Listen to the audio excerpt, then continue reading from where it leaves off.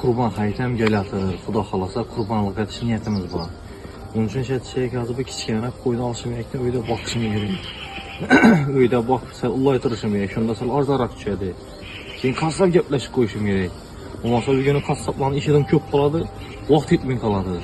Hozir qo'yni olsam, nega boqaman buni? Sharoitim yo'q. Shu vaqt olaman desam qimmatlab ketadi.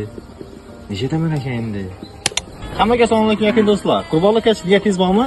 Bunda biz sizlarga o'zlarimizning xizmatlarimizni tavsiya qilamiz. Bunichi siz hozir dal momentda qurbonlik etish uchun qo'y olishim kerak, boqishim kerak, qassob qidirishim kerak degan narsani niyatdan chiqaring.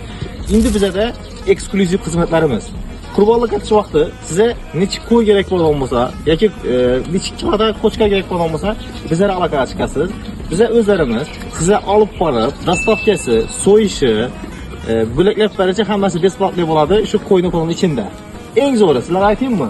Bizda qurbonlik vaqtida qimmatlab ketdi, klientlarga qimmat beramiz degan variant yo'q. Siz xohlagan narxda, siz xohlagan variantda qo'ylaringiz mavjud bo'ladi. Xohlagan birsini tanlaysiz, uyingizga olib borib so'yib beramiz yoki sho'rni o'zida so'ydirib, qadoqlab ketishingiz mumkin. Nechun desa, klientlar biz uchun birinchi o'rinda.